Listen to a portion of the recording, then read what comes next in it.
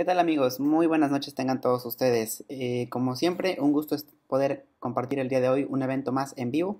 El día de hoy estaremos platicando sobre HTML5 y todas las bondades que tenemos ya disponibles para crear proyectos increíbles. Recordemos que este es un evento totalmente en vivo, sin costo para todos ustedes de la comunidad. Lo único que les solicitamos es que por favor se registren en la página webtraining.mx para que puedan llegarles notificaciones de próximos eventos. Recuerden que nuestros días de transmisión en vivo son los días sábados y los días miércoles, usualmente. Asimismo, les recordamos que estamos en la cuenta de Twitter, @webtrainingmx, o directamente en Facebook con diagonal webtrainingmx. De la misma manera, los seguimos invitando a que se suscriban al canal. Actualmente ya tienen algunos videos ahí listos sobre las primeras versiones de clases de Drupal que hicimos las semanas pasadas. Por ahí hay unos detallitos mínimos con el sonido, pero recuerden que estamos abiertos a sus comentarios mediante YouTube. Recuerden también que todos los videos pueden descargarlos, puedes compartirlos sin ningún problema. Para todos los amigos que ya están en la transmisión, muchas gracias por estar con nosotros. Tenemos ahí el chat en vivo también en Livestream para que ustedes puedan comentarnos o sugerirnos más cosas que pudieran mejorar esta transmisión. Pues bueno, comencemos. El día de hoy vamos a compartir información importante, conceptos importantes y sobre todo queremos que se vayan con la espinita de aprender esta nueva tecnología. Quizás muchos de ustedes ya lo conozcan, que es HTML5. HTML5 como el nuevo estándar aprobado o sugerido ya por la W3C desde el 28 de octubre del año pasado, 2014, se ha convertido en un estándar a nivel mundial para desarrollo de aplicaciones web, así como aplicaciones móviles que soporten esta tecnología. Recordemos que HTML5, si bien no es una tecnología nueva, tardamos un poquito en aceptarla, sobre todo hablando en cuestión de navegadores, y recordemos que como siempre el hijo rebelde, pues es Internet Explorer. Lo mejor de HTML5. Muy bien, esto es lo que vamos a platicar el día de hoy. Primero quisiera hacer una breve introducción a qué es lo que conocemos como HTML5 y un poco de su historia, muy brevemente. Esto es importante porque para nosotros como equipo queremos compartir ese sentimiento con ustedes de que debemos conocer los fundamentos primero y después arrancarnos de lleno a la parte práctica. Entonces, el día de hoy vamos a ver los fundamentos, los conceptos que están detrás de este nuevo estándar. Y el día sábado tenemos otro nuevo curso de maquetación completamente práctico en HTML5 y utilizando algunas cuestiones un poquito avanzadas de CSS3. Pero el día de hoy vamos a explicarles, por ejemplo, en qué consiste HTML5 y lo que se conoce como HTML5 and Friends, que son como las tecnologías que están al lado de HTML5, tales como la conectividad, el offline y el storage, el manejo de multimedia, el manejo de gráficos y efectos, la cuestión de alto desempeño o performance y cómo integrarlo, el acceso por dispositivos y finalmente pues la parte de estilizado mediante CSS3. Algo muy interesante aquí también es la parte semántica. Más o menos de un 5 años para acá, 3 años para acá, se ha comenzado a desarrollar una nueva área en ciencias de la computación que se conoce como web semántica. Es decir, se busca que ahora tengamos significado en lo que hacemos. En lo que hacemos me refiero a los lenguajes de programación, a los lenguajes de marcado como HTML5 y en particular el nuevo estándar tiene una parte importante en cuestión de semántica, que son por ejemplo los nuevos tags tales como section, header, footer, eh, por ejemplo video, audio. Son netamente semánticos y evidentemente están atados a la funcionalidad de lo que se espera. Por ejemplo, la etiqueta video evidentemente es para colocar video. Entonces les vamos a dar por ahí algunos tips y algunos sitios web interesantes que nosotros recomendamos, por ejemplo, para que ustedes verifiquen la compatibilidad entre navegadores. Sé que muchos en nuestros casos trabajamos para sector empresarial. Entonces, a veces las empresas necesitan aún tener soporte para los navegadores llamados legacy, es decir, navegadores que ya son antiguos, tales como Internet Explorer 7 u 8, ¿no? Desafortunadamente, en el mundo empresarial todavía hay bastante uso de ellos y yo creo que eso va a estar dentro de los próximos 2 años de la misma manera. Quiere decir que no nos vamos a poder librar tan fácilmente pues, de Internet Explorer. Al final de la plática del día de hoy quisiéramos compartir también unos enlaces interesantes, sobre todo en cuestión de demos y donde pueden encontrar información más avanzada y más especializada de HTML5. Recuerden también que tenemos ahí en webtraining.mx directamente para sus preguntas en Twitter con el @webtrainingmx o el hashtag webtrainingmx y con gusto los vamos a atender. También en el chat de livestream, cualquiera de los medios es válido. Adelante, coméntanos sus dudas y con gusto. Muy bien, pues comencemos. ¿Qué es HTML5? Evidentemente es la última evolución de los estándares para HTML.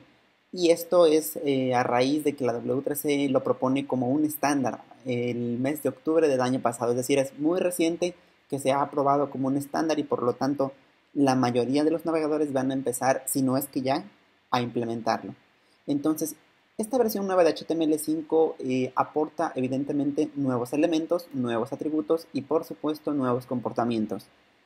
Pero no solo eso, sino que HTML5 viene con un conjunto de tecnologías a su lado que se conocen como HTML5 and Friends. Y estas tecnologías son precisamente lo que contábamos anteriormente. Incluyen una serie de nuevos, por ejemplo, APIs o Application Program Interfaces, que son útiles, por ejemplo, para acceso a la cámara, para manejo, por ejemplo, del Canvas o para manejo de algunas cuestiones de tiempo real.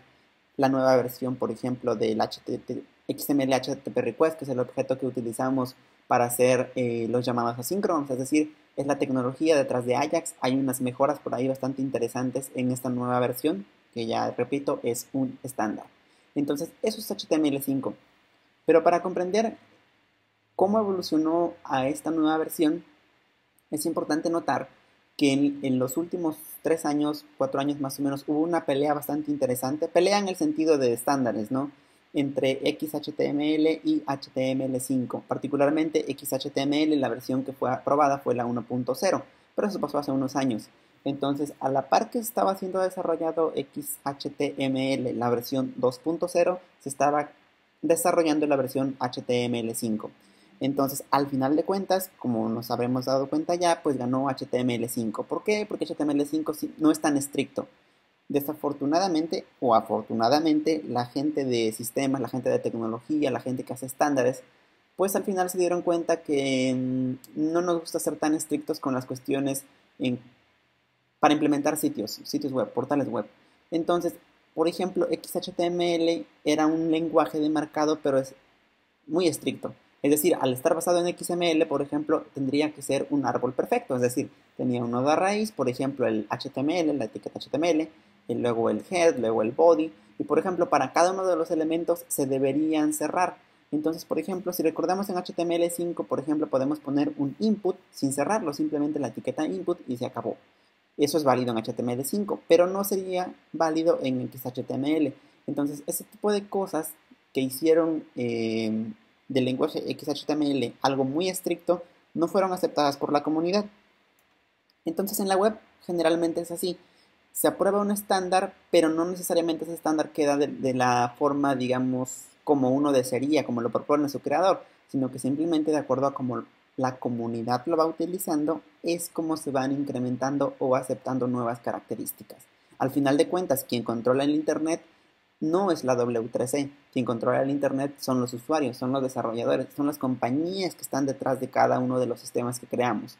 La W3C únicamente es el organismo que se encarga de regular y de sugerir los estándares.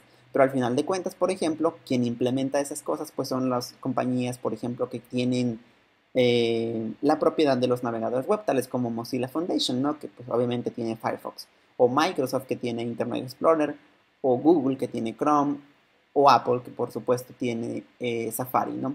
Entonces ellos al final de cuentas son los que implementan los estándares y si alguno de ellos decide no implementarlo, la W3C no puede, digamos, multarlos, sino simplemente puede sugerir. Y lo mismo, en el caso de los desarrolladores no estamos obligados a utilizar ninguno de estas versiones. Sin embargo, es importante que aceptemos los estándares. Y bueno, teniendo eso en cuenta, estamos seguros y porque creemos que la única forma de mejorar pues es atendiendo a ciertos estándares. Entonces, en este caso, el estándar HTML5 ya es un estándar aprobado y por lo tanto es bueno seguirlo. Muy bien.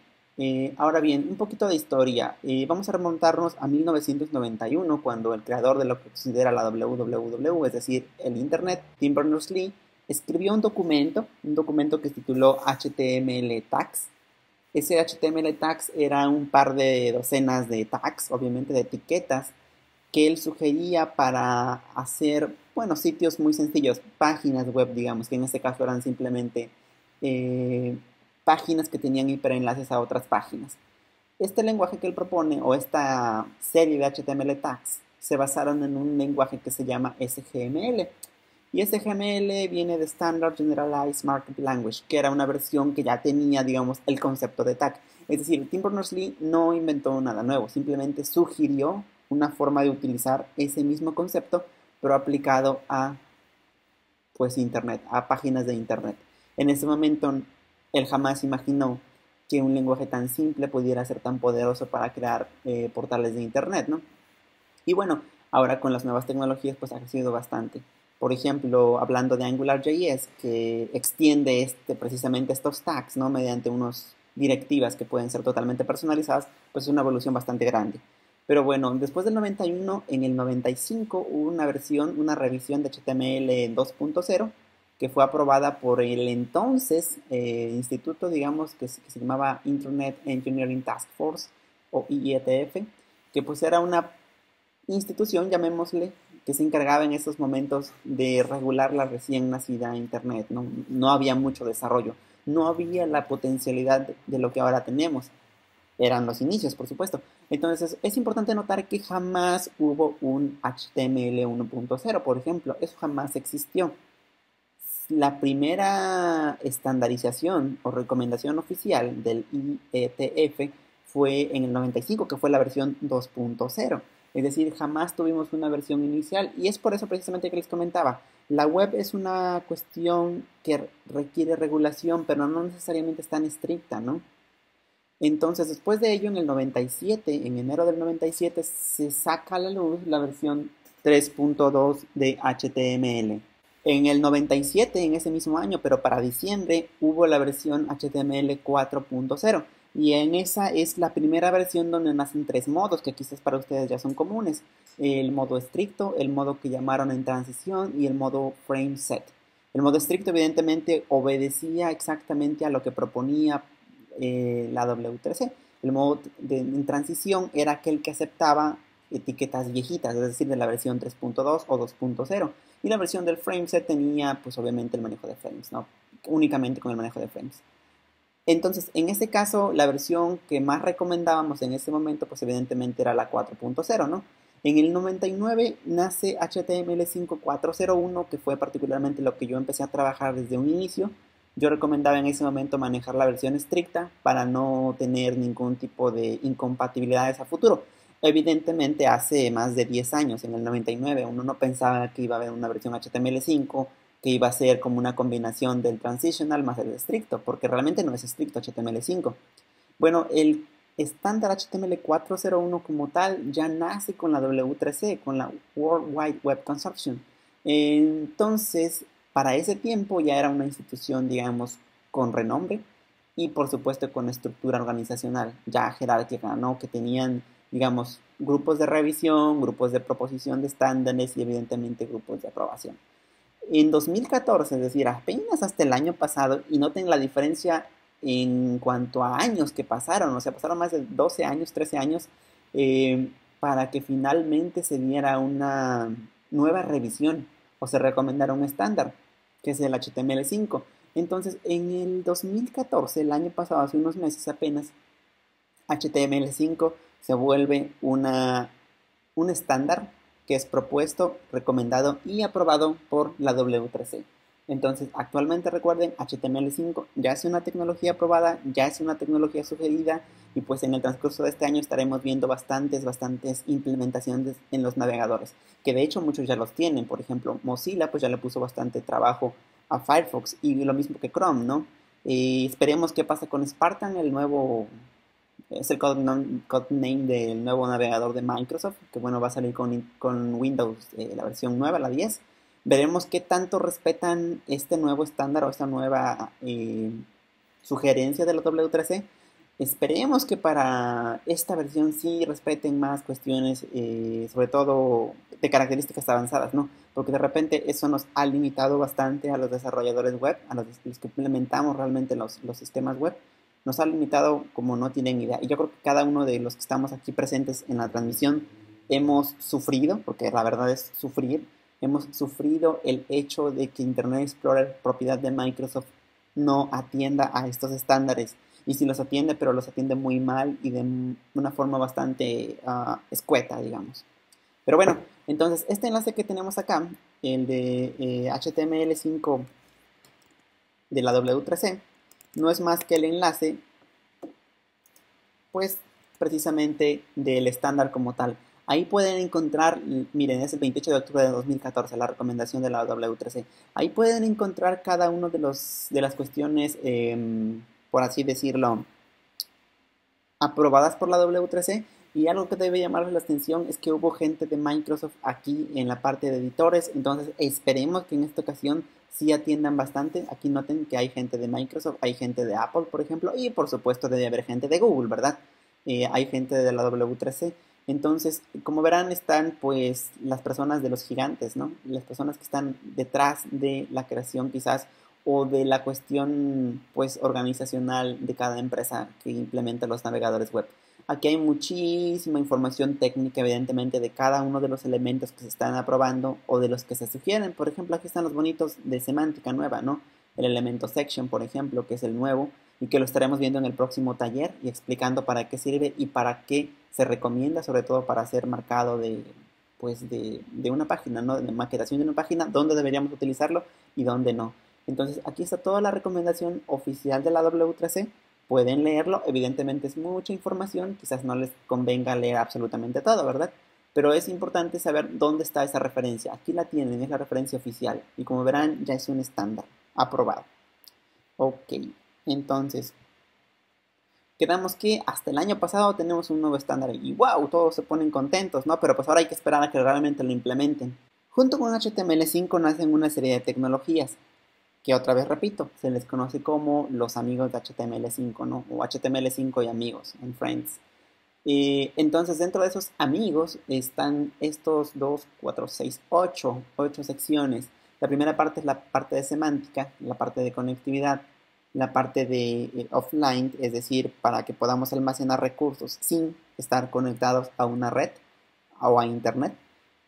La parte de multimedia, la parte de gráficos 3D, que la verdad está bastante evolucionada ya en navegadores como Google Chrome. Yo creo que es de los que mejor la implementa esta parte, la parte de 3D. El performance y la integración. El acceso desde los dispositivos, por ejemplo, aquí nos dan características interesantes como el control del touch, el control de la cámara, por supuesto la parte de geolocalización. Y finalmente la parte de estilos, ¿no? Con CSS3. Muy bien, entonces comencemos a ver la parte de semántica. En la parte de semántica, evidentemente nos referimos a ello cuando hacemos alusión al significado que tiene cada etiqueta. Por ejemplo, antiguamente nosotros hacíamos, en la versión muy vieja y cuando hacíamos las cosas mal, generábamos tablas para hacer una estructura, ¿no? Entonces, por ejemplo, hacíamos una estructura basada en una tabla y ahí poníamos nuestras secciones y poníamos nuestras galerías. Y como en aquel tiempo existía Flash, pues nos encantaba poner los headers animados y ese tipo de cosas. Después resulta que nos dimos cuenta que evidentemente eso no era bueno para los buscadores de Internet como Yahoo, como Bing, como Google, ¿no? Es decir, no servía para la parte de SEO, eso no sirve porque pues evidentemente estamos utilizando una tabla cuyo significado es para mostrar un conjunto de resultados, ¿no? No para hacer maquetación, no para hacer la subdivisión en secciones de una página. Y luego vienen los divs, ¿no? Nos dimos cuenta que con divs, es decir, con capitas, podíamos generar un sitio web. Y todo iba muy bonito hasta ese momento. Ahora bien, seguimos conservando los divs, seguimos conservando las tablas, pero ahora tenemos una serie de nuevos elementos que nos permiten dar mayor significado a nuestro marcado, a nuestra estructura HTML5. En este caso hablo de, por ejemplo, los sections, los articles, los nav, que son para las navegaciones, los headers, el footer y los asides, por ejemplo, que son para contenido relacionado a una sección principal o bueno, una sección y su contenido relacionado. Entonces, cuando nacen estos nuevos elementos, nos damos cuenta que es momento de empezar a utilizarlos. Sin embargo, si bien aportan bastante semántica, hay muchas personas que los empiezan a utilizar, pero no de la manera en cómo se recomienda. Por ejemplo, si bien es válido poner un artículo y dentro poner una sección, semánticamente eso no se recomienda. Siempre debería estar en una sección y dentro de una sección pudiéramos poner artículos. Pero dentro de un artículo, por ejemplo, pudiera tener un header, también pudiera tener un footer. Sin embargo, el documento principal también es válido que tenga un header y un footer. Entonces, con esto quiero decir que no hay una forma estricta de colocar los elementos semánticos. Es de acuerdo a lo que uno considere apropiado. Sin embargo, hay cosas que por sentido común simplemente no van. Por ejemplo, dentro de una site, pues no tiene mucho sentido que pongamos un nav, quizás. Sin embargo, dentro de una sección posiblemente vaya un nav, o dentro de un header quizás vaya un nav, porque lo más común es que tengamos en una página pues un header y dentro de ese header quizás un menú. Entonces quizás, pero no, eso no restringe, de hecho, no restringe que yo ponga un nav dentro de una site. No hay una restricción oficial que diga eso. Sin embargo, pues de acuerdo a cómo los vamos utilizando, es como nosotros adquirimos ese sentido más de significado de las cosas. Entonces, por ejemplo, si yo voy a poner una noticia, pues sería ilógico que yo la ponga en una site, ¿no? Quizás yo lo voy a poner en un artículo, porque un artículo tiene pues quizás un título, va a tener una imagen quizás con una etiqueta figure o caption, y dentro, por ejemplo, ya pudiera poner elementos como divs para darle ciertos estilos. Entonces, los divs los seguimos conservando, solamente que los hacemos o los utilizamos para cuestiones de subdivisión de marcado o incluso, por ejemplo, para dar ciertos estilos en particular. Claro que podemos dar también estilos, por ejemplo, a estas nuevas etiquetas, es decir, al section yo le puedo dar ciertos estilos. Y como todos estos son de tipo bloque, es decir, como el div, el section, el article, el nav, el header, el footer y la site, son de tipo bloque. Eso quiere decir que nos aceptan perfectamente backgrounds, borders, nos aceptan, por ejemplo, márgenes, rellenos o paddings. En pocas palabras, todas estas etiquetas que estoy listando en este momento siguen el modelo de caja o box model. También tenemos, por ejemplo, dentro de la semántica las nuevas dos etiquetas que son la parte de audio y video. También tenemos nuevos tipos de inputs para los forms. Entonces aquí les he puesto un enlace con algunos ejemplos de inputs en los formularios. Pues vamos a echarles un ojito, por ejemplo. Tenemos nuevos tipos para, por ejemplo, el email. Ajá. Y automáticamente eso nos valida. Si vemos por dentro cómo están marcados estos, vamos a ver que aquí tenemos un nuevo type que se llama email, ¿no? Eso antes no existía, simplemente antes le poníamos tipo texto y nosotros con una expresión regular, por ejemplo en JavaScript, generalmente validábamos bueno, que lo que se estuviera ingresando fuera un correo. Por ejemplo, así, ¿no? alex@webtraining.mx, por decir algo, ¿no? Esto es un correo válido. Pero antes lo hacíamos con JavaScript, lo más común era eso, ¿no? O bueno, o desde el lado del servidor cuando nos enviaban este formulario, por decir algo. Como verán aquí automáticamente el navegador, en este caso Firefox, me está dando unos estilos por defecto, por ejemplo en verdecito. Eso quiere decir que este correo fue correctamente ingresado. Sin embargo, si yo le quito aquí, por ejemplo, el dominio, me marca en rojito, indicando que esto no es un correo electrónico válido, sin que yo tenga que hacer nada, absolutamente nada. Eso ya lo da como tal el estándar al hacer de tipo email nuestro input, ¿no? Pero sí tenemos, por ejemplo, otros tipos, perdón, de elementos o de tipos de elementos, que por ejemplo aquí tenemos el tipo numérico. Eso quiere decir que aquí jamás voy a poder meter una letra o ese tipo de cosas, o no sería válido meter una letra, ¿no? Miren, ahí está en rojito. Y aparte, cuando pongo un tipo number, aquí yo puedo poner un mínimo y un máximo, y eso automáticamente me da este iconito, como para poder ir subiendo de uno en uno, ¿no? Aquí está eso expresado en max y min. Quiere decir que yo, si le doy más abajo, puedo llegar hasta el 1 y no más allá. Y si le doy hasta arriba, no puedo ir, por ejemplo, al 111, ¿no? Porque es hasta el 110, hasta ahí llega. Entonces, ese tipo de validaciones yo ya no tengo que hacerlas del lado del cliente, o sea, con JavaScript completamente, manualmente, sino que ahora ya tengo un nuevo conjunto de tipos de texto o tipos de inputs para que yo pueda validar automáticamente ciertas cosas. Entonces, aquí en este ejemplo que les dejé en el enlace, tienen bastantes cosas interesantes. Por ejemplo, este otro tipo de input que en este caso es un input range o range, que es un rango, ¿no? Es un rango de, por así decirlo, en cantidad, ¿ok?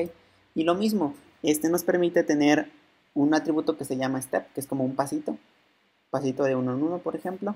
Tenemos otros elementos interesantes, por ejemplo, como este, aquí, que en este caso es de tipo URL. Quiere decir que aquí únicamente me va a aceptar, pues evidentemente una URL. Si yo le pongo letras únicamente, eso no sería una URL válido. Por ejemplo, aquí, si pongo este nombre, evidentemente no es válido.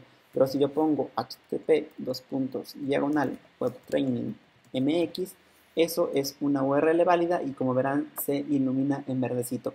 Ahora, unas cuestiones importantes que hay que resaltar es que los mensajes que aparecen en algunos navegadores como Google Chrome desgraciadamente no son personalizables de forma fácil.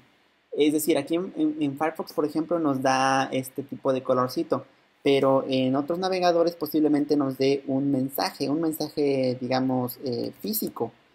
Y eso pues a veces no es tan bueno, ¿no? Porque obviamente, a ver, miren, aquí me refiero a esto. Aquí voy a estar eso es Google Chrome.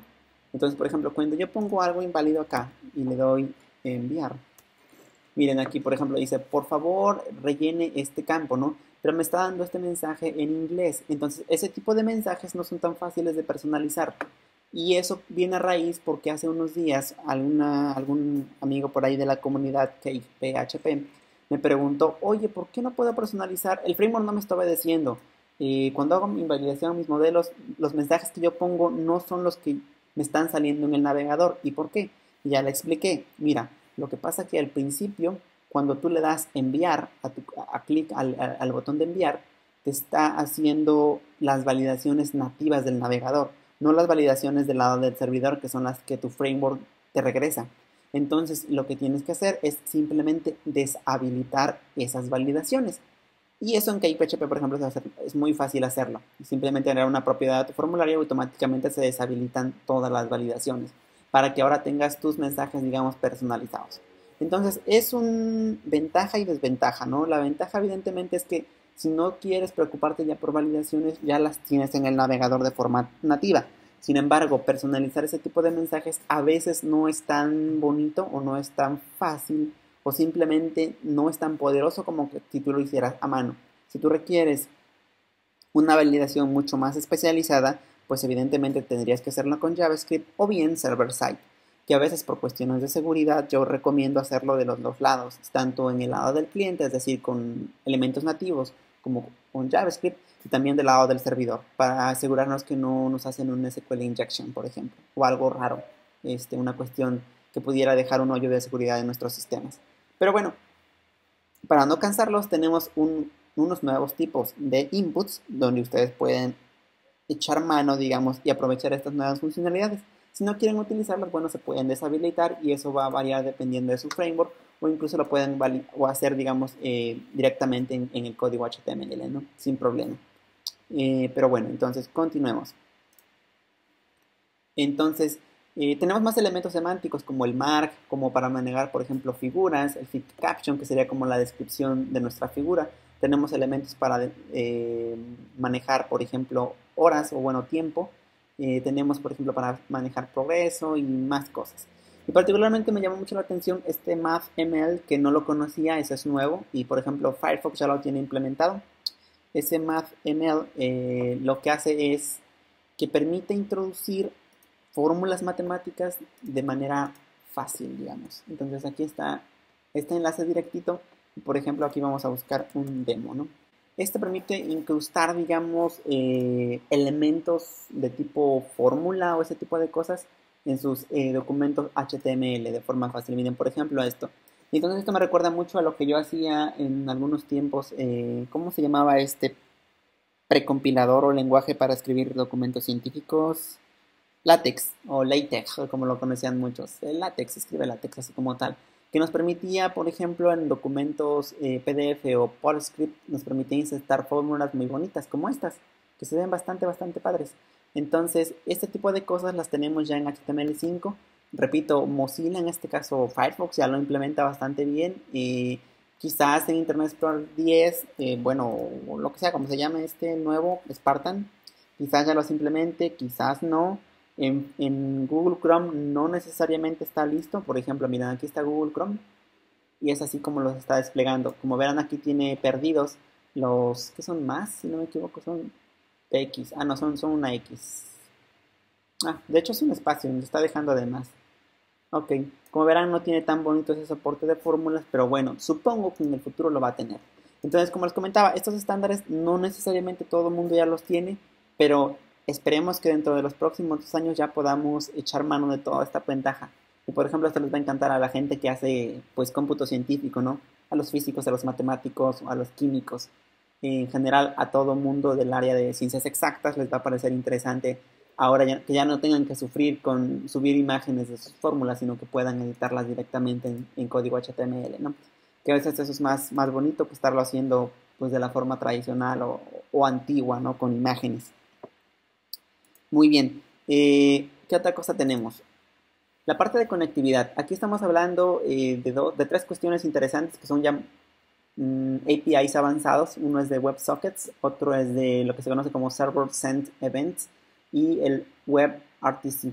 En este caso, el primero es para generar conexiones que van a ser permanentes entre un cliente y un servidor. Cuando decimos cliente, nos estamos refiriendo al navegador web. Cuando decimos conexión, evidentemente es un socket en toda la extensión de la palabra, es decir, es algo que está atado contra un puerto y una dirección IP y que permite envío de mensajes sin que se cierre la conexión. Eso evidentemente es algo pesado en términos de rendimiento, pero no es imposible mantener ese tipo de cosas, ¿no? Los server send events son algo bien interesante y aquí voy a hacer, digamos, hincapié o más o menos para que se entienda este concepto de lo que tenemos en Facebook. Entonces, por ejemplo, en Facebook cuando nosotros entramos a nuestro perfil, tenemos por ahí la sección de notificaciones, ¿no? Entonces, por ejemplo, si abriéramos Facebook en este momento, y suponiendo que aquí tengo Facebook, ¿no? Esta parte de notificaciones, aquí, en este momento, eso no necesariamente está implementado con esa tecnología, sino que ellos tienen su propia versión con algo que se llama long pooling. Y lo que hacen es que en lugar de que nuestro web browser les esté enviando requests para decir quién es, o más bien, un request para obtener mis actualizaciones, el servidor le envía, es al revés, el servidor le envía un evento al web browser y el web browser responde con cierta acción. Es decir, aquí cambia un poquito el paradigma al que estamos acostumbrados, de que un evento lo dispara, por ejemplo, un clic de mi web browser, o sea, de la página a la que estoy visitando. No, aquí es al revés. Aquí el servidor levanta, digamos, un request, pero ahora es del servidor hacia el web browser. El web browser reacciona con una acción. Es otro tipo de paradigma, es otro tipo de manejo de eventos. Entonces, esto es relativamente nuevo, no está del todo listo para salir a flote, pero ya está como parte del estándar y de hecho ya los navegadores comenzaron a implementarlo. Y esto también tiene que ver con lo que se conoce como tiempo real, ¿no? Pero por ejemplo ahí es otro estándar, otro API completamente aparte, que sirve por ejemplo para hacer videoconferencias en tiempo real, sin que tengamos ningún tipo de retardo y ese tipo de cosas, reducir latencia. Entonces, estas tres tecnologías todavía están en un estado, digamos, parcialmente maduro. Todavía no están listos para ser utilizados al 100%. Sin embargo, si ustedes quieren empezar a hacer pruebas o quieren comenzar a utilizarlas, pues bienvenidos. Experimenten. Nosotros vamos a tener en el mes de septiembre un curso completo que hable sobre esto, sobre los WebSockets en particular y sobre los eventos que son enviados de servidor a cliente, para que más o menos comprendan este tipo de cuestiones. Siguiente, estamos hablando de conectividad, que es el segundo amigo de HTML5, ¿no? El primero fue la semántica, el segundo es la conectividad.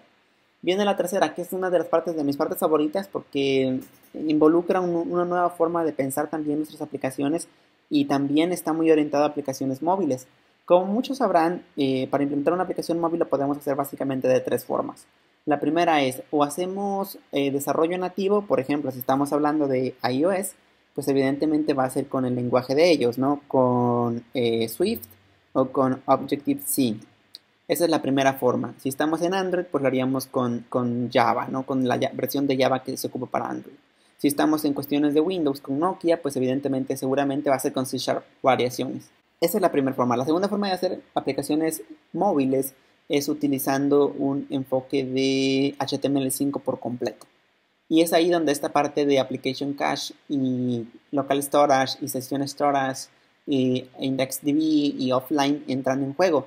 Porque este tipo de tecnologías nos permiten, por ejemplo, guardar recursos tales como imágenes o pequeños archivos en nuestro web browser, en nuestra aplicación móvil, ¿no? En una aplicación que pueda correr de manera desconectada del internet en un dispositivo móvil. Entonces, por ejemplo, IndexedDB es una especie como de llave valor, algo así como me recuerda como un hash, que permite almacenar valores ahí. Entonces, ¿para qué? Pues para lo que ustedes lo vayan a ocupar. Estas tres secciones evidentemente ya son aceptadas por Safari, ya son aceptadas por Google Chrome y ya son aceptadas por Mozilla, bueno, Firefox. Las tres pueden ser utilizadas en menor o mayor grado. Ahorita les digo dónde pueden checar qué características cumple cada navegador para que estén seguros si sus navegadores o sus navegadores, digamos, target, sus objetivos, cumplen con ese tipo de tecnologías, ¿no? Para que puedan utilizarlos de forma segura y sin problemas. Entonces, por ejemplo, acá les dejé un demo pequeñito de Local Storage. Lo vamos a ejecutar, por ejemplo, sobre Firefox. Entonces, es un ejemplito pequeño de Local Storage. Esta página de HTML5 demos está muy bonita porque tiene bastantes ejemplos. Entonces, por ejemplo, vamos a guardar una cadena aquí. Esta cadena está en Session Storage, ¿no? Y esta en Local Storage. Entonces son dos grandes secciones que tenemos ahí disponibles. Simplemente listo. Este ejemplo, cuando uno va presionando las teclas, automáticamente se van guardando. Entonces simplemente si yo recargo la página, como verán acá, en el Session Storage nos guardó esta cadena, está en Session Storage. Y la última vez que se actualizó fue hace 16 segundos, ¿no? El Local Storage igual, si aquí ahora cambio, por ejemplo, aquí vamos a poner Web Training en el Session Storage. Y entonces, si recargamos la página, evidentemente ahora en la Session Storage tenemos el Web Training. La diferencia entre uno y otro es que el Session Storage dura mientras el contexto de esta pestaña o de este navegador esté activo. Si yo ahorita cierro el navegador por completo, voy a perder evidentemente mi Session Storage, ¿no? No así el Local Storage. Es un storage persistente hasta que yo limpie mi navegador. Entonces, esas dos partes son bastante interesantes cuando uno quiere almacenar recursos y que estén disponibles offline. Repito, esto lo veremos con calma en un curso más avanzado, no el próximo fin de semana, lo veremos hasta en meses posteriores, pero tendremos un curso avanzado sobre esas características. Y bueno, esta es la segunda forma de aprovechar HTML5 para una aplicación móvil. Pero hay una tercera forma, que es la que conocen como híbrida. Es decir, echamos mano de características nativas del dispositivo, pero también echamos mano de características disponibles en HTML5. Y por ejemplo, hay frameworks, si quieren llamarlos así, o pequeñas plataformas como PhoneGap, que precisamente hacen eso. Permiten generar aplicaciones híbridas, de tal forma que uno, por ejemplo, pueda tener disponibles APIs para manejo de la cámara o procesamiento digital de imágenes, pero también uno tiene la ventaja de tener ahí todas las características de HTML5 que podemos utilizar, tales como esta parte, la parte de Local Storage y la parte de Session Storage. También herramientas también existe otro, por ejemplo, que se llama Titanium, que seguramente App Accelerator, que lo han utilizado antes quizás. Entonces, estas plataformas son híbridas porque permiten tanto características nativas como características de HTML5. Y a veces es importante tener ambas cosas por una u otra razón, ¿no? Dependiendo de su aplicación. Evidentemente siempre es más caro hacer una aplicación nativa. Siempre es más caro, tanto por el conocimiento como por la cuestión de tiempo que te va a llevar a implementar las mismas cosas, ¿no? Claro que en una aplicación mixta, por ejemplo, puedes incrustar HTML5, puedes incrustar JavaScript y tener lo que ya conoces más algún extra, ¿no? Entonces, a veces conviene hacer este tipo de plataformas y, por ejemplo, incluso te dan la ventaja de que puedas exportar para diferentes dispositivos, por ejemplo, para iOS, el iPhone o para iPad. O puedes exportar, por ejemplo, para Android o puedes exportar. En el caso de... Hay otra herramienta bastante buena que es creada por la empresa donde trabaja, o bueno, de la que es socio Miguel de Icaza, que se llama Xamarin. Xamarin es una plataforma que permite hacer programación en C# y luego exportarla a iOS, a Windows o a Android. Es impresionante esa herramienta, por cierto. Claro que es privada. Tiene una versión free, pero en general es privada para hacer liberaciones en serio. Tienen cada año en California su evento por ahí, donde presentan cada, digamos, funcionalidades nuevas de Xamarin, ¿no? Pero bueno, eso es otra ventaja de poder conocer, digamos, este tipo de herramientas y que generan a veces bastante trabajo o bastantes proyectos interesantes. Pero bueno, ya me desvié un poquito. Estábamos hablando de offline storage y esto lo tomé porque está muy de la mano con aplicaciones móviles. Va muy de la mano. Entonces les di al menos 3 productos que por ahí pueden checar así sus tiempos libres. No está de más, quizás los lleguen a utilizar, quizás no. Pero bueno, continuemos. El manejo de multimedia en HTML5 tiene que ver con, por ejemplo, el video, el audio, el tiempo real, la cámara y una cosa interesante que se llama WebBTT. Este, por ejemplo, permite incrustar textos, por ejemplo, a modo de subtítulos. Es una de las aplicaciones que le están dando. Mozilla tiene una implementación ya de este nuevo API, que no está del todo probado, pero bueno, está ahí disponible para que ustedes pudieran hacer sincronización, por ejemplo, de texto contra video o contra algún elemento multimedia, que puede llegar a ser interesante en su momento para ciertas aplicaciones. Los gráficos, si bien el Canvas ya era un elemento que se había propuesto hace tiempo, la verdad es que muy pocos navegadores lo soportan, o bueno, los navegadores modernos ya lo soportan. Entonces está el Canvas, recordemos que Canvas es como un lienzo de dibujo básicamente donde uno tiene ciertas funciones para pues pintar sobre ello, ¿no? Y ya va a depender de la aplicación que quieran. El API para texto tenemos WebGL. WebGL es una versión, digamos, de gráficos bastante avanzada. Y voy a mostrarles aquí en este momento un ejemplo de un juego hecho en WebGL, ¿no? Y que utiliza, por supuesto, HTML5 y todas sus bondades. Este se llama XGL.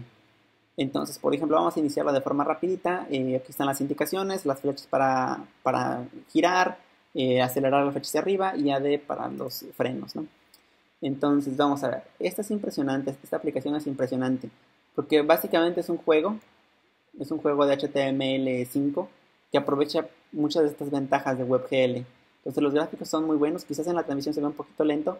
Bueno, ahí me rodeo, olvídenlo. Si tienen ahí por ahí oportunidad, traten de jugarlo, traten de pasar todos los niveles. Y como verán, está muy bien hecho, el manejo de texturas es impresionante, digo, para estar corriendo en un navegador. Yo estoy de acuerdo que en la máquina, o sea, en la máquina nativa, pues quizás esto no es nada, ¿no? O sea, por ejemplo, si lo comparamos contra un Halo, o contra un Crysis, o contra un, no sé, Batman, Arkham City, o juegos de ese estilo, pues evidentemente esto no es nada, ¿no? Esto es muy básico para ese tipo de juegos. Pero tomemos en cuenta que esto está ejecutándose en un tab, o sea, es una pestaña de Chrome donde lo estoy ejecutando esto. Y bueno, esto va a ser como que quizás el futuro en los videojuegos, ¿no? Que ahora ya podamos jugarlos sin necesidad de tener una máquina tan poderosa, sino más bien aprovechando de las ventajas de los nuevos APIs y características que tenemos en HTML5. Ahora bien, este juego sí requiere un poquito de recursos en su máquina porque pues evidentemente utiliza mucho procesamiento. Si tuvieran una tarjeta de video, pues utilizaría la aceleración por hardware, que sería lo ideal, para no mandarle todo el procesamiento gráfico a su CPU, sino más bien a los GPUs. Y si es Nvidia, es mejor aún. Particularmente yo soy muy fan de Nvidia, ¿no? Muy bien, entonces ese es un ejemplo bastante bonito, bastante bien hecho. Aquí también tienen una cosa que llaman Chrome Experiments, que es la página oficial donde ustedes pueden encontrar bastantes ejemplos de utilizando WebGL. Entonces, por ejemplo, vamos a ver uno de está disponibles. Aquí pueden ejecutar el experimento, que en este caso es un manejo de partículas. Aquí tienen cuántas partículas están ejecutando. Por ejemplo, aquí están haciendo esta animación con 66.000 partículas, ¿no? Entonces, para quien ha trabajado en gráficos por computadora, esto le va a tener mucho sentido, ¿no? El manejo de partículas, por ejemplo, de humo, fuego, niebla, todo ese tipo de cosas. Evidentemente, si le van incrementando, pues van a requerir más procesamiento de video, pero la nitidez se va incrementando de manera global. Miren, por ejemplo, acá ya tengo mucho más detalle, pero evidentemente mover 2 millones de partículas, pues no es tan fácil, ¿no? Sobre todo aquí, repito, estoy ejecutando en un navegador, completamente en un navegador web, ¿no? Entonces, esto es el futuro de los gráficos en 3D. Por ejemplo, para hacer aplicaciones de medicina o ese tipo de cosas y montarlas sobre un servidor o sobre una aplicación web, pues va a estar bastante interesante, ¿no? Para hacer estudios que ahora la gente de ciencias pues los hace generalmente en sus máquinas con software como MATLAB y bueno, solamente publican las imágenes o videos, ¿no?, de sus experimentos. Bueno, con ese tipo de herramientas ya pudieran generar sus experimentos y subirlos a la web y ponerlos disponibles para que los vean, digamos, en tiempo real, ¿no? Con todas las aplicaciones que pudiera venir. El SVG, bueno, como ya lo conocerán, el SVG es un formato basado en XML para hacer gráficos vectoriales. Pero no solo eso, también permite hacer animaciones. Por ejemplo, aquí tenemos un bonito reloj, que está muy sencillo, pero bueno, está hecho en el SVG. Y como es un formato netamente vectorial, yo lo puedo incrementar tantas veces como quiera, y eso está construido realmente con matemáticas, ¿no? Las matemáticas son universales, yo puedo hacer cualquier modificación, y si la fórmula matemática aplica para 10 puntos, va a aplicar para 11 y para 12 y para 100 dimensiones, ¿no? Son matemáticas al final de cuentas. No es un recurso estático, es un recurso dinámico escalable. Entonces el SVG, si bien ya lo teníamos antes, bueno, con las nuevas funcionalidades tenemos mucha más ventaja de hacer cosas interesantes. Su creatividad realmente es su único límite. Con todas estas herramientas hay mucho que hacer y mucho que aprender, por cierto. Muy bien, ahí les dejo otros enlaces interesantes para que le den un ojito en sus tiempos libres ahí. Den un ojito, sobre todo Chrome soporta bastante bien WebGL, bastante bien, creo que de los que hay es el mejor para mi gusto al día de hoy. Muy bien, ahora vamos a hablar un poquito de performance e integration, ¿no? Hay una cosa que se llaman web workers, que son, digamos, un nuevo API, que básicamente, y lo que nos permiten estas cosas es que podamos ejecutar hilos de manera paralela, pero en segundo plano. Cuando uno abre una aplicación web y, por ejemplo, uno tiene un hilo, digamos, de ejecución único, como un main, digamos, para quien viene de Java o de C o de C++. Tenemos algo así como un proceso main que se está ejecutando de manera única en nuestra máquina, ¿no? Entonces, con este nuevo esquema de web workers, nosotros podemos abrir nuevos hilos de ejecución para que hagan tareas más complejas y, por ejemplo, solamente esperar por el resultado sin que afectemos el hilo principal, que es básicamente el mismo concepto que tenemos en los lenguajes de programación normales. Es decir, por ejemplo, en C# tenemos eso, ¿no? En Java lo tenemos, por supuesto, que es abrir hilos de ejecución, hijos, y que quedan por ahí corriendo, digamos, ejecutándose en segundo plano, pero que no afectan de ninguna manera al hilo principal. Entonces, algo así son los web workers, es lo mismo. Lo que llaman XML HTTP Request de segundo nivel es la nueva versión mejorada de lo que antes utilizábamos para hacer Ajax, ¿no? Ahora ya tenemos una nueva versión. Tenemos también algo que llaman Just-in-Time Compiling JavaScript Engines, que son, digamos, motores de JavaScript que permiten compilar, digamos, tags o instrucciones y dar la salida inmediatamente. Esto también tiene que ver mucho con teoría de lenguajes de programación. Tenemos un nuevo API para manejar el histórico, por ejemplo, de cuántas páginas he visitado, cuáles he visitado y manejarlas por programación, que hasta ahorita pues no lo teníamos, ¿no? Realmente lo único que teníamos era el JavaScript History Back y ya, ese tipo de cosas con un número, ¿no? De cuántas quieres ir atrás. No, ahorita va ya un poquito más avanzado, ¿no? Tenemos, por supuesto, las tecnologías para manejar el arrastrar y soltar, que es el drag and drop. Tenemos una característica bien interesante que se llama Content Editable. Esta característica permite que, digamos, una página web normalita, con características, con divs y con lo que quieran, se transforme pues en una caja de texto. Miren, esta por ejemplo, vamos a inspeccionarla, tiene un nuevo atributo que se llama precisamente Editable, ¿no? Entonces, ahora permítanme, aquí voy a pasar esto. Como verán, aquí tiene este nuevo atributo que se llama Content Editable y está marcado como True.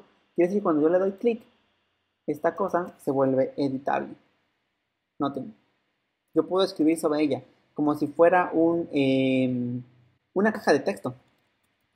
Entonces, esto abre las posibilidades, por ejemplo, para implementar lo que se conoce como inline editing, para que yo, donde le pique, ahí puedo seguir escribiendo. Y noten que esto no es una caja de texto, es decir, no es un text area, esto es un section, pero pudiera ser también otro tipo de elemento, como un article, que pudiera aceptar, digamos, este contenido editable. Esta es una característica que apenas nació, anteriormente existía algo similar, pero no estaba tan robusto o tan bien soportado por los navegadores, ¿no? Esto es bastante bonito. Se lo podemos limpiar y bueno, regresa a su estado anterior, ¿no? Evidentemente aquí también tienen eventos, por supuesto que tienen eventos, si pudieran hacer cualquier tipo de acciones, si tienen eventos, pues ustedes pueden disparar alguna acción personalizada que necesiten, eso ya va a depender de sus aplicaciones, pero bueno, esa es una característica que está reciente, que es muy buena para aprovecharla. y realmente es lo que va a seguir, ¿no? El inline editing. Por ejemplo, Drupal, la versión 8, ahora que estuvimos por ahí en el DrupalCon, nos mostraban el inline editing de Drupal en esta nueva versión para que los autores de contenido puedan incrustar ahí directamente. Por supuesto, yo sé, si estamos hablando de esta nueva característica, nos vamos a olvidar de Internet Explorer 7, de Internet Explorer 8 y posiblemente hasta del 9. Nos vamos a enfocar en las nuevas versiones. Es decir, esta característica, este tipo de cosas no estaría disponible para navegadores viejitos, lamentablemente. Pero bueno, en ese sentido ustedes pueden justificarse con sus usuarios y decirles si quieres utilizar el inline editing, por favor utiliza un navegador más moderno. Amablemente, ¿no? Invitarlos a que utilicen una mejor tecnología, que les dé mucho mejor resultados y con mayor desempeño. Entonces, esa es la plática sobre el content editable. También tenemos el full screen y tenemos el bloqueo del puntero, ¿no? Que esos son nuevos. Hablando de accesibilidad en dispositivos, tenemos un nuevo API para manejo de la cámara, por ejemplo, del teléfono, ¿no? El manejo del touch y, por supuesto, lo que habíamos platicado antes, la geolocalización, que básicamente eso nos dice dónde estamos, ¿no? Entonces, por ejemplo, acá vamos a ver geolocalización, un ejemplo de geolocalización, en esta página de demos también. Bueno, por ahí dice que por ahí estamos, ¿no? Entonces, es bastante bueno, es bastante buena la geolocalización actualmente, sobre todo si estamos en redes inalámbricas. Eso es bien interesante. Por supuesto, se abre una brecha a cuestiones de seguridad, ¿no? Hay mucha gente que va a estar preocupada por la cuestión de privacidad, pero en ese sentido los navegadores han implementado un mecanismo para permitir o denegar este tipo de cuestiones. Aparte, si yo en mi teléfono deshabilito la geolocalización, simplemente esto no va a funcionar, ¿verdad? Y jamás voy a ser vigilado, si quieren verlo así, o localizado. Que bueno, eso ya va a ser dependiendo del tipo de usuarios y qué tan paranoicos sean con respecto a la seguridad. Esto es una cuestión ética también, y yo estoy seguro. También tenemos APIs para manejar la orientación del dispositivo. Por ejemplo, cuando estoy en landscape, cuando estoy en portrait, ¿no? Hablando de tabletas o de teléfonos. Esto va muy, muy orientado evidentemente a los móviles, súper orientado a eso. Tenemos nuevos estilos, por ejemplo, en CSS3, tales como los backgrounds múltiples, los bordes, las animaciones, el manejo de tipografías y también nuevos layouts, como uno que está utilizándose en columnas. Este es bastante interesante. Por ahí denle un ojito. Muy bien, entonces llegamos prácticamente a la parte final y aquí quiero mostrarles algunos enlaces interesantes. Por ejemplo, este de HTML5 logo es como el sitio divertido de esto, que es básicamente el sitio oficial de la W3C. Nos muestra, por ejemplo, las características que les acabo de mostrar, pero de manera gráfica, ¿no? Entonces, voy explicando, por ejemplo, cuál tecnología está detrás de cada y qué significa, ¿no? Por ejemplo, acá está el offline en el storage, bueno, aquí tenemos la conectividad, por aquí vamos a tener los SS3. Entonces, por ejemplo, aquí, eso es para que lo pongan en su sitio, pues si quieren decirle al mundo, yo soporto esto. Entonces, por ejemplo, si su sitio soporta semántica, CSS3 y también offline, entonces ponen este loguito, ponen este código en su sitio y automáticamente les pinta ese loguito bonito. Y en su sitio se va a ver. Por ejemplo, aquí según dicen que tienen algunos, veamos si es cierto. Eh, es para poner un loguito de HTML5. Esto me recuerda, es un poco retro, ¿no? Me recuerda cuando poníamos en nuestros sitios de que este sitio lo he validado con XHTML versión estricta. Algo así, únicamente yo diría que era para elevar el ego de los desarrolladores, ¿verdad? Porque para el usuario final no le importa si está hecho en HTML5, HTML4 o en cualquier otra versión rara de un lenguaje. Para el usuario final lo que le importa es que sirva y haga lo que él esperaría que haga. Ok, bueno, este es un sitio bastante interesante, el HTML5 logo, ¿no? Hablando de otros enlaces interesantes, que también quiero dejárselos el día de hoy, es este otro, el sitio de developers de Mozilla. Este sitio de developers de Mozilla es, para mi gusto, el que mejor tiene documentado esta parte que acabo de explicar.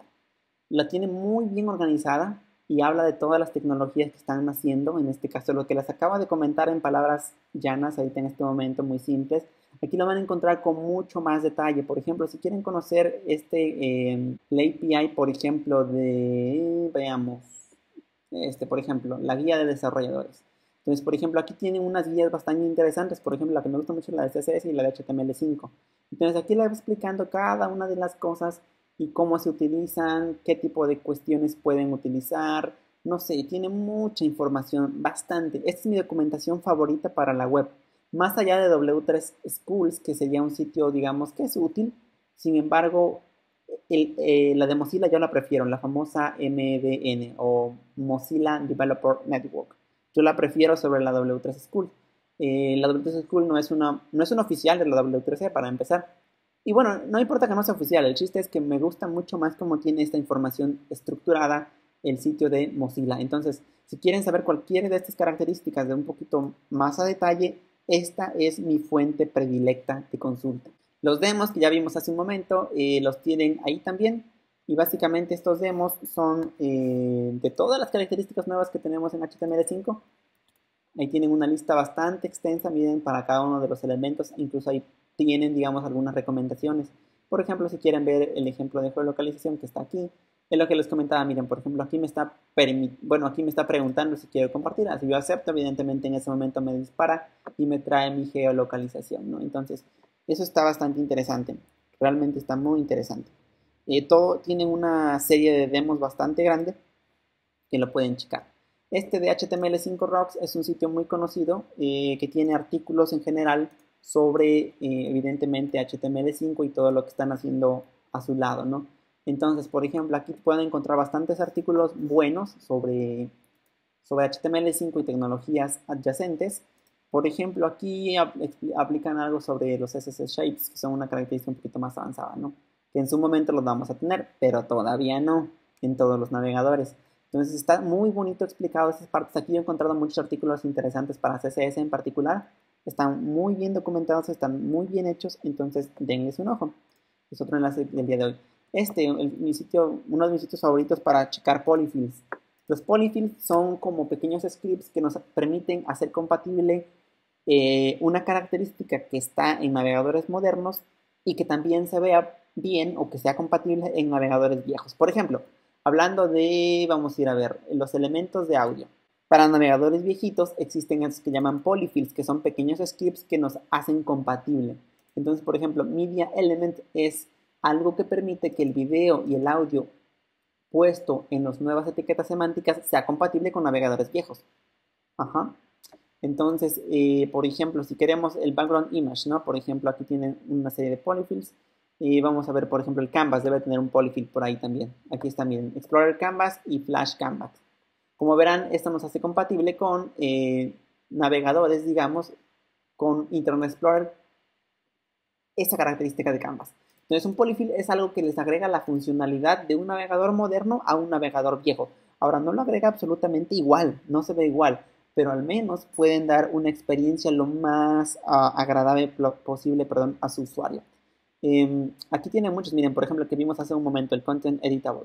Obviamente dicen que este ya lo soportaba, que no hay ningún problema, que lo puedes utilizar. Course, por ejemplo, que es para hacer el famoso, o para eliminar el famoso Cross Origin Restriction que tienen los navegadores, que es cuando yo hago un llamado a Ajax, yo no puedo hacer llamados a Ajax a recursos que estén fuera de mi servidor. Si quiero hacer ese tipo de llamados, tendría que utilizar un proxy en el medio. Entonces, con este tipo de tecnología que se llama CORS, nosotros podemos evitar eso. Sin embargo, hay ciertas cuestiones como que hay que agregar un cross-domain XML para que funcione correctamente, ¿no? Por ejemplo, en este polyfill. O a veces utilizar un proxy nos quita el problema. Entonces, aquí hay muchas cosas. Cada una de estas características son, por ejemplo, avanzadas, ¿no? Por ejemplo, aquí está, miren, el polyfill para hacer el geolocalización compatible con navegadores viejitos, ¿no? Entonces, eso está muy bonito. Está muy bonito esta parte de HTML5, please. Y va a encontrar una serie bastante extensa de polyfills. Esto entra dentro de la categoría dentro de desarrollo web front-end, todo lo que estamos viendo aquí en este momento. Y particularmente yo me gusta mucho una biblioteca que se llama Modernizer, que no les dejé aquí el enlace, pero si la buscan, Modernizer, es una de mis bibliotecas predilectas que incluye prácticamente en todos mis sitios web, porque esta nos permite hacer testing, es decir, saber si un navegador soporta o no cierta característica. Por ejemplo, si quiero saber si mi navegador soporta geolocalización, yo puedo decir if modernizer.geolocation y con eso yo sé si mi navegador lo soporta o no. O por ejemplo, si quiero saber si mi navegador soporta los degradados CSS, también en la etiqueta HTML me deja una clase y yo con eso automáticamente puedo hacer distinción entre navegadores que lo soportan y navegadores que no. Entonces está bastante bonito. Modernizer es un proyecto que nació ya hace un tiempo y que lo han ido creciendo bastante. Miren, por ejemplo, acá está el HTML5 logo, lo que les decía. Aquí está HTML5 Logo. Este sitio, por ejemplo, dice, yo soporto todo esto. Eso está bien padre, porque sabemos que es un sitio de desarrolladores, ¿verdad? No es un sitio dedicado al público en general, es un sitio netamente para desarrolladores. Entonces, Modernizer es una muy buena herramienta, bastante, bastante buena. Finalmente, vamos a hablar de HTML5 Boilerplate. Un boilerplate en computación es algo que nos permite arrancar desde una base estable, por así decirlo.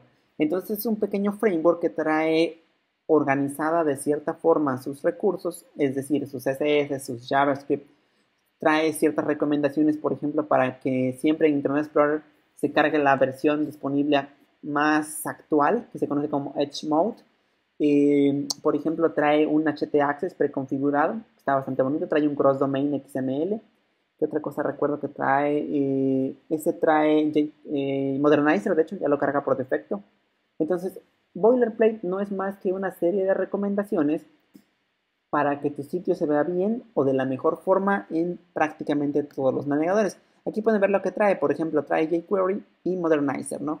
Trae Normalize CSS, que es como una hoja de estilos que permite, pues eso, normalizar los estilos para que en todos los navegadores se vea o tengamos una experiencia común o similar, ¿no? Entonces, esto está muy bonito, Modernizer, lo vamos a utilizar en el curso de HTML5. Les voy a explicar con calma cómo se utiliza, cómo sacarle provecho y qué significa cada uno de sus archivos.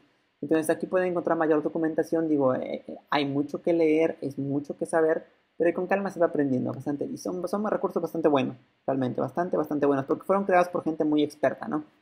Y finalmente, si quieren saber si su navegador soporta o que también soporta HTML5, entran a esta página HTML5 Test y aquí les da una puntuación. Por ejemplo, en este Mozilla que estoy en este momento, que es una versión de Developers, que es Mozilla Developers Edition o Firefox Developer Edition, yo tengo 447 puntos de 555, que es el máximo. Si nosotros vamos a, por ejemplo, Google Chrome y queremos saber qué también soporta HTML5, le podemos lanzar esta página y como verán, Chrome tiene un puntaje mayor que Mozilla, ¿no? En este caso la versión Developers Edition. ¿Y a qué se debe eso? Bueno, que evidentemente esta página evalúa ciertas características y con base en ello otorga cierto ranking al navegador. Si esto lo ejecutan en un Internet Explorer 7, uy no, pues no, ahí me cuentan cómo le sale esta puntuación, no va a estar muy por abajo. Entonces aquí, por ejemplo, les dice qué es lo que sí soporta, por ejemplo, Video Elements, Subtitles, no soporta track selection del video, que es el web BTT. Estos códecs lo soporta. Entonces, esto es bastante interesante porque si ustedes le lanzan esta página a un cliente y le piden que les mande un resumen de esto, ustedes pueden saber exactamente qué característica va a soportar o no su cliente. Es bien interesante, si lo ejecutamos en Safari va a dar diferentes cosas, por supuesto. Esta es la última página que vamos a compartir con ustedes el día de hoy, que es una página muy bonita y guárdenla por ahí para sus futuras referencias, html5test.com. De hecho, por curiosidad, ejecútenlo en este momento en su navegador que nos están viendo en la transmisión para ver que también lo soportan, ¿no? Espero que estén viéndonos en Chrome o en Firefox, que son mis navegadores predilectos. Si no lo están viendo ahí, no se preocupen, no tenemos nada en contra de los otros navegadores, solamente que esos son geniales, ¿no? A grandes rasgos, esos son las bondades de HTML5 y que vamos a estar viendo en próximos cursos. Entonces, no esperes más, comienza a maquetar tus sitios con HTML5. Y si te sigues preguntando qué pasa con Internet Explorer, bueno, tengo buenas noticias. Existe algo que se llama HTML5 Shift y Response.js. El HTML5 Shift sirve para que demos soporte a los nuevos tags, tal como el section, article, video, audio, ¿no? Para que los reconozca el Document Object Model, es decir, el navegador. No quiere decir que los vaya a soportar al 100%. Para eso necesitamos un polyfill, como los que vimos en HTML5 Please. Response.js permite, por ejemplo, agregar soporte para media queries. Así es. Sé que Internet Explorer 8, por ejemplo, ni de chiste soporta media queries. Pero con este Response.js nosotros podemos hacerlo. De hecho, estos dos archivos JS son los que Bootstrap, la versión 3, que es Mobile First, recomienda para que tú tengas compatibilidad con Internet Explorer 8. Estos dos. Entonces, sí se pueden soportar, se les puede dar la mejor experiencia a nuestros usuarios. Sin embargo, no van a tener toda la potencialidad, ¿verdad? Pero aún así, no quiere decir que los vamos a restringir.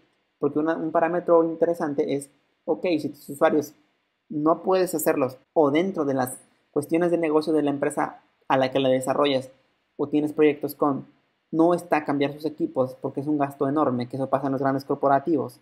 Simplemente darles la mejor experiencia posible. Entonces ahí tienes dos opciones, Response.js y HTML5 Shift. Otro enlace interesante es la página Can I Use, que es una página donde ustedes pueden saber qué elementos soporta su navegador.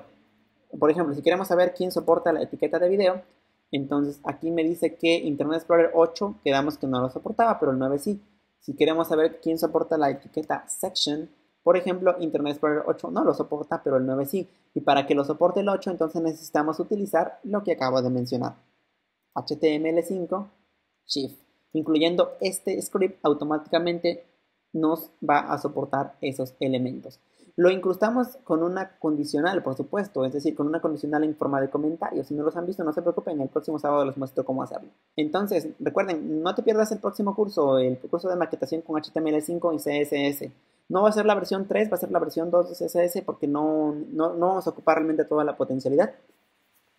Pero es el próximo sábado 21 de febrero de 9 de la mañana a 12 del día. Entonces, en vivo también por WebTraining MX, los esperamos en esa transmisión en vivo. Recuerden que no tiene ningún costo para ustedes.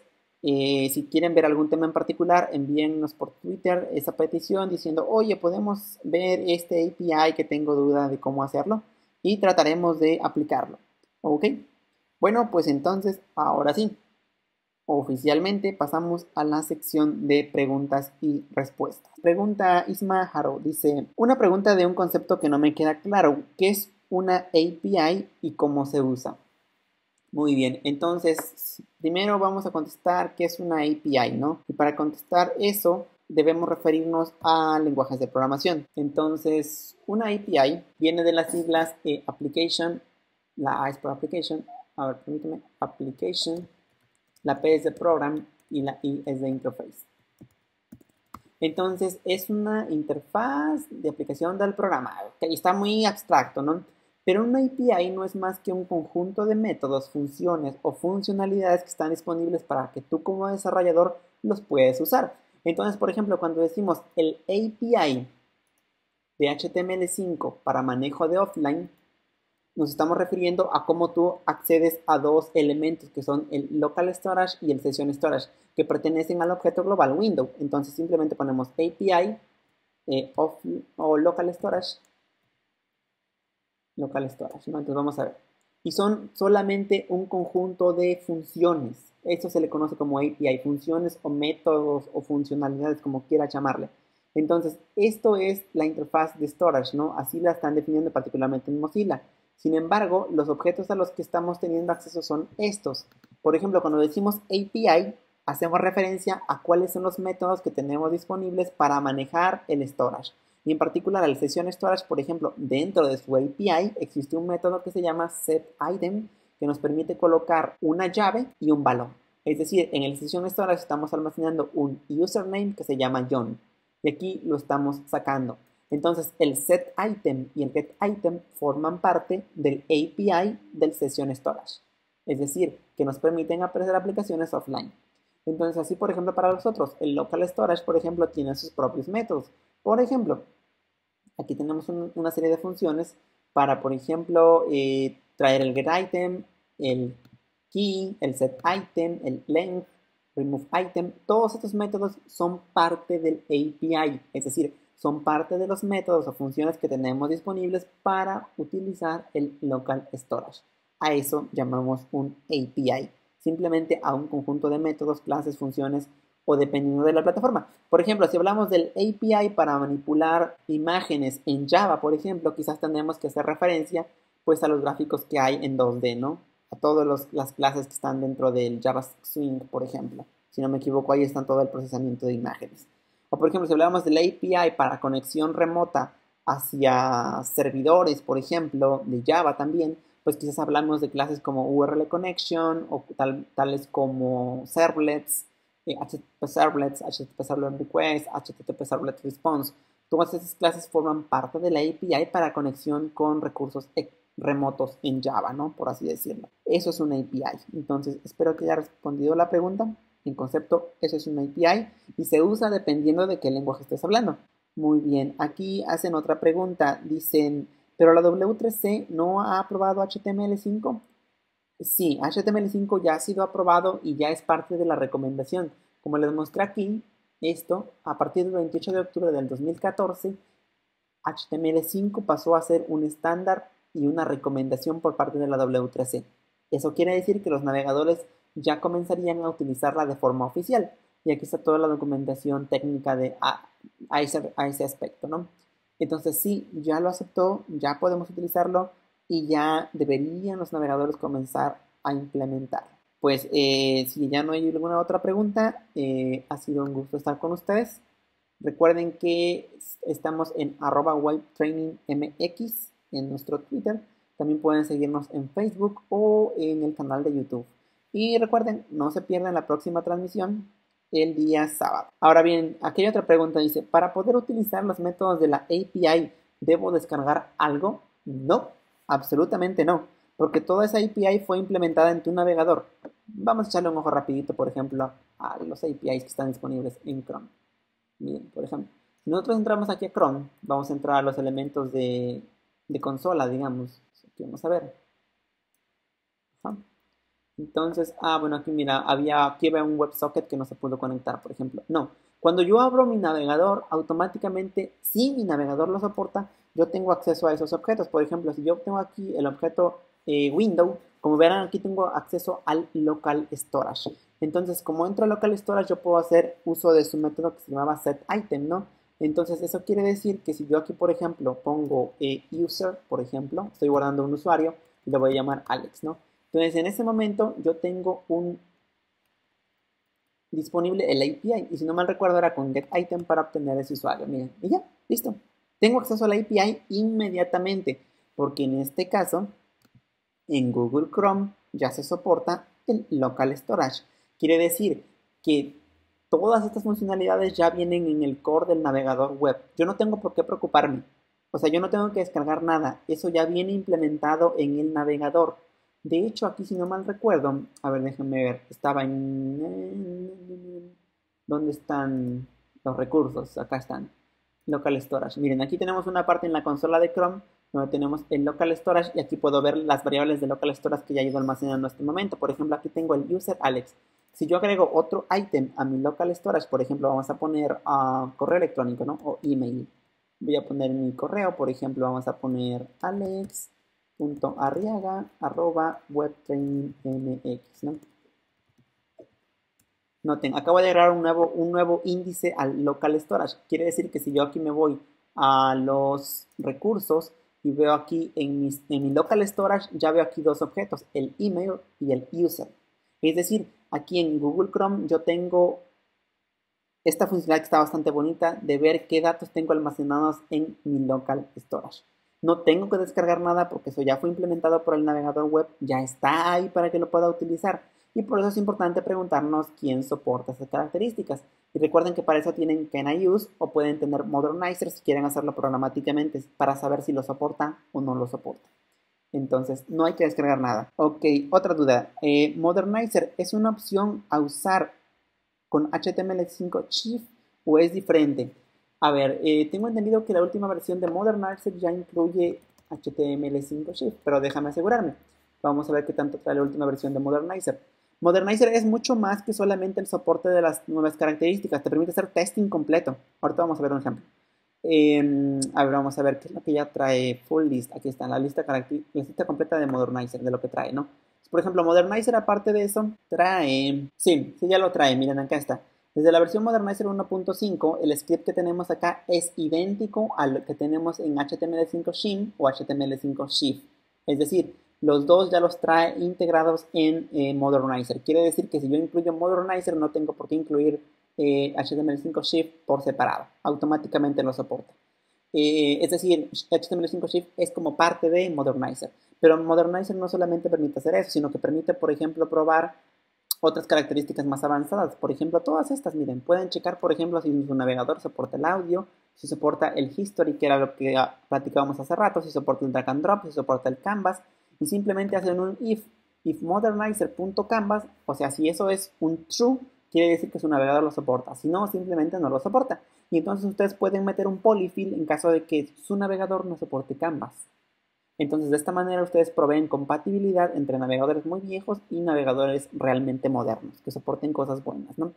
Entonces, por ejemplo, aquí pueden checar cuestiones de audio, miren, así de fácil. Pueden saber si lo soporta o qué formato soporta. Aquí hay algo de IndexedDB, que era lo que les comentaba. Si soporta ciertos inputs types. Aquí está si soporta local storage, si soporta session storage, que es lo que estábamos utilizando hace ratito. Si soporta web workers, si soporta geolocalización, inline, SVG, bla, touch, un montón de cosas. Y básicamente en su código para hacer testing de que si lo soporta o no, entonces se hace de esta forma, en JavaScript. Decimos, si modernizer.webgl quiere decir que nuestro navegador soporta WebGL y podemos hacer cosas impresionantes con 3D. Si no lo soporta, entonces simplemente en este caso está mandando un mensaje, ¿no? Dice, con un browser diferente obtendría una experiencia WebGL aquí. Entonces, esto solamente manda un mensajito, en caso de que no soporten WebGL. Es decir, le mandan un mensaje amigable al usuario de que, oye, estás usando un navegador muy viejito, por favor, ayúdame a servirte mejor, ayúdame a darte un servicio mucho más premium y por favor instala un navegador nuevo, un navegador moderno. Y por cierto, HTML5 Boilerplate nos recomienda utilizar Browser Happy, que es una página donde pueden descargar navegadores. Generalmente yo lo que hago es ligar a esta página. Para navegadores viejos les mando un mensajito y les digo, oye, ¿sabes qué? Estás visitando este sitio con un navegador antiguo. Para brindarte un mejor servicio te recomiendo que vayas a este sitio, browserhappy.com, y descargues uno de estos navegadores más buenos o mejores, ¿no? Entonces, este Browser Happy es una página que les da los enlaces directos a sus usuarios para que no sufran y descarguen una versión del navegador moderno. Esta es una recomendación de HTML5 Boilerplate que yo particularmente la sigo en todos mis sitios. Recomendarle al usuario que baje un mejor navegador. No quiere decir que lo restrinja, sino simplemente le sugiero que baje algo mejor, que nos ayude a mejorar en la web, ¿no? Por eso nosotros creemos en Web Training, evidentemente, que entre mejor tengamos contenidos a nuestros usuarios, que entre mejor les demos herramientas, ellos van a retribuir mayormente a nosotros, ¿no? Entonces estamos seguros que para ser un experto en la web se necesita mucho conocimiento y mucho aprendizaje. Evidentemente todo el día estamos aprendiendo con los nuevos proyectos, con los nuevos retos que van saliendo y eso nos hace mejores desarrolladores. Darles una mejor experiencia a los usuarios. Eso es lo más importante al final de cuentas. Si mi usuario se quedó contento con la aplicación móvil o con la aplicación web o con el portal de internet, entonces mi trabajo como arquitecto de software, como ingeniero de software o como desarrollador ha sido completado con éxito. Nosotros creemos y estamos seguros que la única forma de crecer es precisamente aprendiendo nuevas cosas, enseñando lo que sabemos también y compartiendo, porque es parte de la comunidad, ¿no? Y precisamente por eso hacemos todos estos eventos, porque queremos que ustedes también tengan esa espinita igual que nosotros en lo que creemos, en lo que nos apasiona, vaya. Ok, entonces, muy bien, espero haber respondido la pregunta. Eso es Modernizer. Modernizer es una biblioteca aparte, no tienen que pagar nada, Modernizer es completamente gratis, sin costo, y pueden utilizarla para hacer testing de sus características de HTML5 en navegadores, en todos los navegadores, ¿no? Y dependiendo de eso hacer una u otra. Bien, otra pregunta más. Dice, ¿Normalize es lo mismo que el archivo famoso reset CSS? No, no, generalmente un reset te pone características fijas en tu navegador. Es decir, a todos los navegadores les pone, por decir algo, 14 píxeles y les pone un margen de 0. No, un reset CSS es una forma de que todos parezcan iguales. Un normalize es una forma de que todos brinden la mejor experiencia de acuerdo a lo que soporten. Eso es normalize. Yo recomiendo normalize en lugar de un reset. Cuando yo empecé a crear sitios web utilizaba resets. Es decir, yo ponía estados iniciales a todo mundo, ¿no? Los inputs de tal altura, las tablas de tal ancho, no sé, los bordes de tal color. Eso era para mí un reset, que eso fue en los inicios. Pero después normalize fue un poquito más allá y en lugar de poner a todos los navegadores iguales, les puso la mejor experiencia dependiendo de las características que soporte ese navegador. Entonces no es lo mismo. Sin embargo, yo recomiendo Normalize CSS, que por cierto, es parte de HTML5 Boilerplate, de las recomendaciones. Entonces a mí me ha gustado mucho HTML5 Boilerplate, reúne bastantes recursos interesantes y recomendaciones para hacer buenos sitios web de alta calidad. Ha sido un gusto estar con ustedes el día de hoy. Mi nombre es Alex Arriaga. Recuerden, mi Twitter es alex-arriaga-m. El Twitter de WebTraining es @webtrainingmx. Si gustan seguirnos, comentarnos cómo van con sus proyectos y no se pierdan el próximo curso. Muchas gracias a todos. Gracias por sus preguntas. Espero haber respondido sus cuestionamientos y si no, recuerden enviarme un tweet y con gusto vemos cómo explicarlo con más calma. Entonces, que pasen buenas noches. Saludos desde México. Ha sido un placer. Nos vemos en la próxima emisión el próximo sábado 21 de febrero de 2015. Muchas gracias. Buenas noches.